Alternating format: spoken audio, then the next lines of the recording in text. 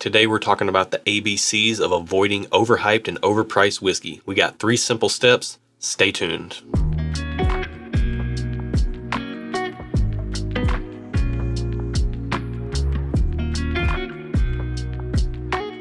Welcome to Stuff and Whiskey. I'm Erin. I'm Josh. Thank you so much for joining us today.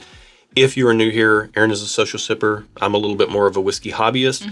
That's the angle that we bring to this channel, and we've been in this game for quite a while, and I think this is going to be a good video. No matter what level you are on in your whiskey journey, it's something that you should consider. We all feel it sometimes. We feel that pull, that call towards bottles that we want to buy, but we're not sure if we're going to like them or not.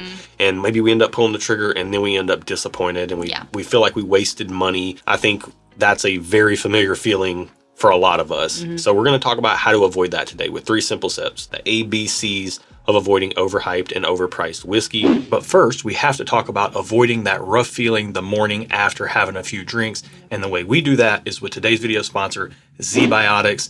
We love this stuff. We swear by this stuff. This is actually our subscribe and save 12-pack that we get every single month. And we don't record any content for the channel without this stuff. But what it is a pre-alcohol probiotic that comes in these little containers like this. And as you're seeing Erin do, you just shake it up, crack it open, drink this before you drink any alcoholic beverages. And it sets you up to have the best morning you could possibly have after having some pours the night before. Again, we love this stuff. We swear by it. It's a game changer. It is. And our whole community agrees. Thank goodness for the scientists that developed this stuff. It works on a gut level, similar to the enzyme that your liver creates to help your body process alcohol. There's a lot of science that goes into it that you can check out on their website. That's far above our pay grade, but this stuff is amazing.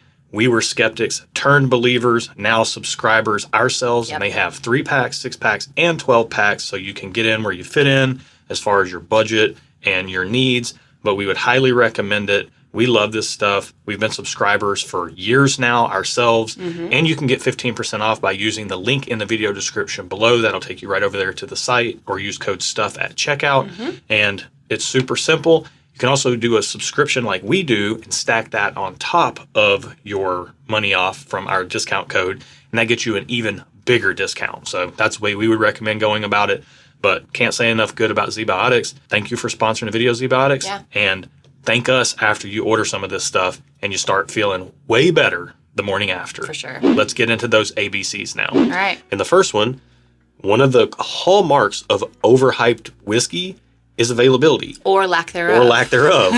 If it ain't available and you have an opportunity to buy it and it's sitting there in front of you, it's definitely overhyped. And then it could even be overpriced. The store might be marking it up, or a lot of people grab bottles and sell them on secondary markets. And you're sitting here thinking like, man, should I part with my money to get this bottle? Yeah. And at the end of the day, you've got to remember, if it's available, it's sitting on shelves and you can get it anytime. But if it's not available, people are capitalizing on that. Companies are capitalizing on that. And just because it's hard to get or there's not a lot of it out there doesn't mean it's a quality product. It doesn't mean it's a better product. It just means it's less available. Right. And that's, look, marketing 101, right? Use scarcity to drive up demand or price or both. Or both. If you want. So, you know, we're going to have some examples of each one of these as we go along. Yeah. But I want you to really consider when you see a bottle and you feel that little thing like, oh man, I got to get it. Are you reacting on a scarcity mindset of not even knowing whether you're going to like it or not, but just wanting to jump because it happens to be right in front of you? So it's just something to be aware of when you're making purchases. You know, if you want to avoid overpriced and overhyped whiskey for yourself, think about if you're buying it because it's less available, or if you're buying it because you're curious, you want to try it, or you've had it before and you know you like it. Like, just kind of weigh that in the back of your mind. Right. And the best examples that we could pull from our stash here are Rare Breed and Blanton's. Nobody's calling Rare Breed overpriced or overhyped. It's on shelves everywhere for $50 or $60, and it's really great quality Kentucky bourbon, whereas a lot of people are calling Blanton's overhyped and overpriced because the price keeps going up. The whiskey is, by all accounts, getting younger, and the quality is degrading a little bit, but there's a lot of hype and people want this bottle. And it's not very available in a lot of markets. Yeah, and that's what I was going to say. Like, liquor stores get asked about Blanton's more than they get asked about Pappy Van Winkle products. And we know that from stores that we've talked to. And it's just the fact that there's such a rush on this stuff over the last few years has really created this overhyped, overpriced situation. And if you just buy a bottle without having tasted the product first, then you don't know if you're going to like it or not. Yeah. This is compounded by something like Blanton's that's a single barrel product. So one barrel may be different than the next, and you may like one, and then you may buy the second one and not like it at all. So, you know, weigh that out. Yeah. And that leads perfectly into our next topic, our budget. And what one man's trash is another man's treasure. One man's budget buster is another man's couch change. Yeah. You know, like you can only evaluate what you're comfortable paying for something. Don't worry about what other people are paying for stuff. Yeah. You really have to be comfortable when you buy a bottle of whiskey, especially if it's something that has any kind of hype behind it. You got to ask yourself, if I buy this and I haven't ever tried it, am I okay losing this money? And if I don't like it. If I don't like it. Yeah.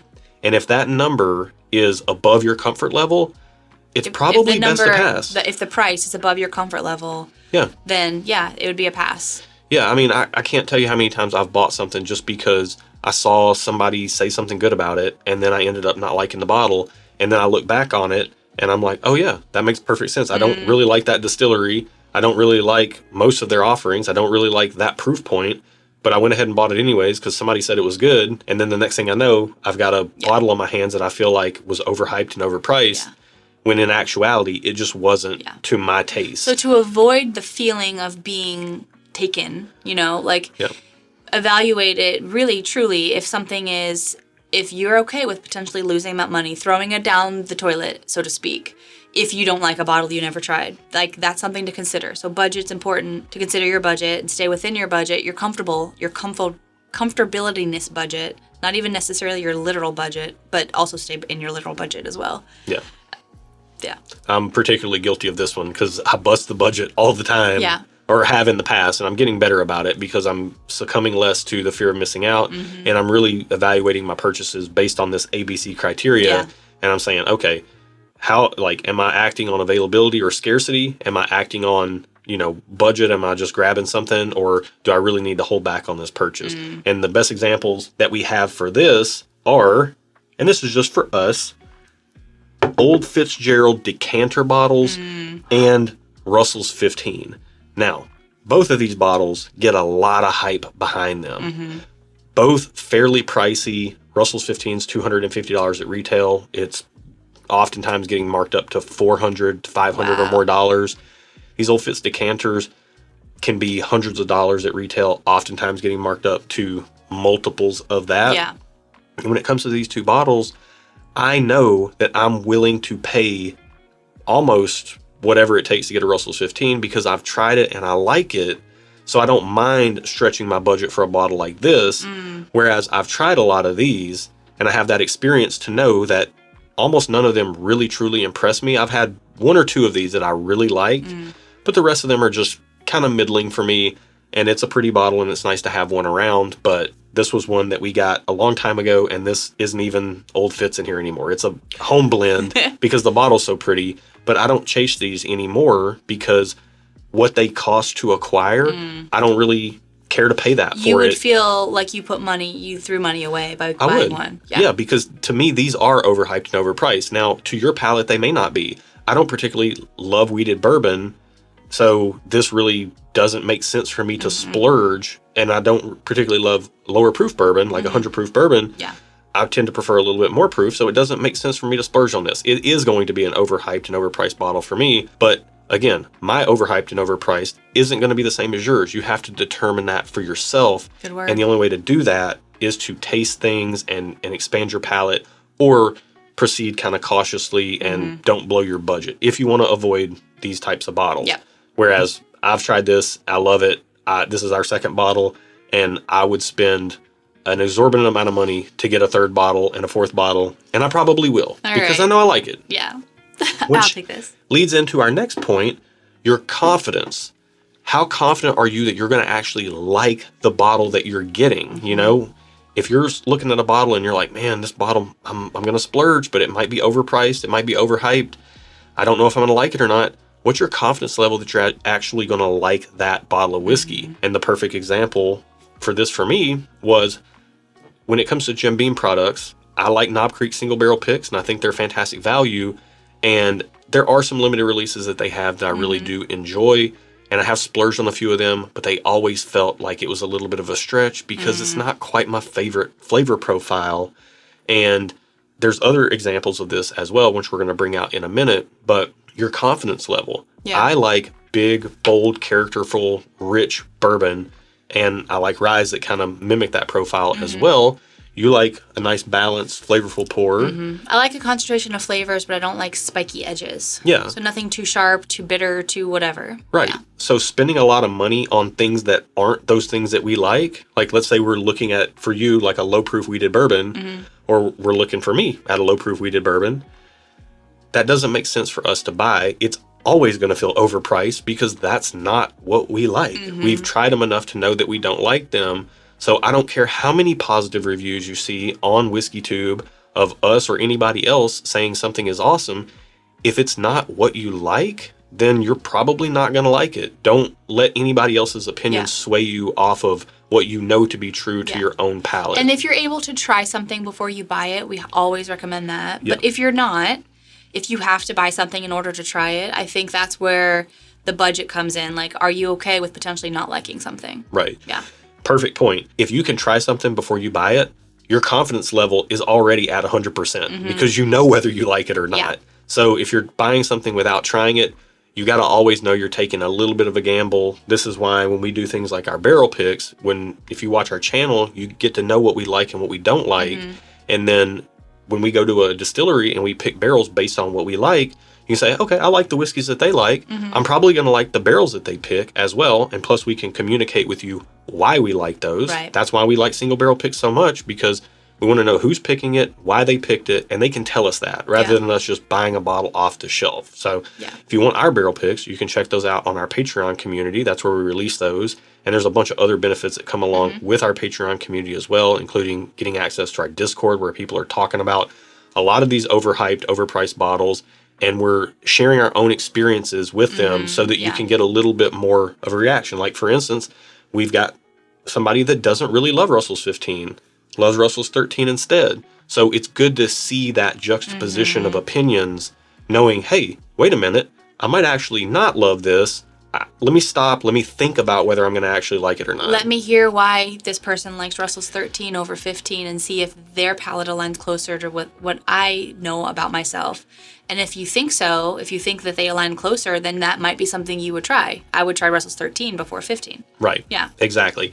And the perfect examples of this that we could grab from our stash are Weller 12 and George T. Stagg. And the reason this works is because we were just talking about low-proof wheaters. And this Weller 12 we bought as part of a bundle with some other bottles. And if you break it all down, we ended up paying $90 for this. It's a low-proof wheated bourbon. This thing is almost gone, but we've only ever really drank this. We've had this for like 2 years.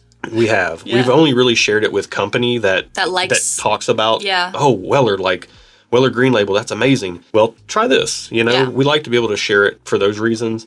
But we never reach for this bottle ourselves because low-proof wheated bourbon is just not really our thing. Whereas something like George T. Stagg is something that I particularly love. And Aaron likes this as well. Yeah. You would buy this at retail. I would actually pay quite a bit of money to acquire each year's George T. Stagg because it's a product I really enjoy. And I want to compare this year to last year. Your confidence in the line of George T. Stagg, even though each year kind of tastes a little different, your confidence in this product line is pretty high. Right. So you don't feel like what you're paying is overpriced, even though it might be a lot of money. Yes. Yeah. My confidence is very, very high. I'm going to like it. Or I'm going to be in some variation of love with it. I could be in, a little bit of... You could be in like, or you could be in love. Right. Yeah. But yeah, I really enjoy George T. Stagg. Whereas my confidence level, I'm going to enjoy a low-proof wheated bourbon. If I stop and think about it, like I bought this because it was part of a bundle and the moment got me. But if I would have stopped and thought about it for 2 seconds, I'd have been like, yeah, I don't really like low-proof wheated bourbon. I'm just buying it because I don't have a Weller 12. But I don't really like low-proof wheated bourbon, so why should I be buying do I need a Weller 12? Yeah. If I would have thought about it, I have a lot of confidence in that opinion because I've tasted enough whiskey to know that I don't like low-proof wheated bourbon. But the moment got me. And guess what? Bump, bump. I paid $300+ for a bundle deal with some other bottles that were of interest to me, but ultimately I fell victim to the overpriced, overhyped bottle. Yeah. And that's the way it goes sometimes. Yeah. You don't play the game without losing sometimes. We all have our L's, we all have our W's. But hopefully this video will help you avoid the losses, keep more money in your checking account. Yep. And, you know, when you get ready to buy a bottle, if you're going to splurge on it, maybe you've thought about it a little bit more and you're getting something that you know you're going to really like. Absolutely. If you really like this video, give us a thumbs up. Think about subscribing to the channel. We have topical content like this every Tuesday, or not every Tuesday. We do all kinds of stuff on Tuesdays, but we do topical content. We have topical content like this a lot, and if we have it, it's on Tuesday. Yeah. And also, again, check out our Patreon. You can check out stuffandwhiskey.com, where we have shirts, hats, merchandise. We're not wearing any of it that we can sell you, but it's all down there if you want to check it out. It's in the video description. It's a resource for you. Yeah, absolutely. Thank you for watching. We hope you enjoyed the video. Be good to each other, and until next time. Cheers.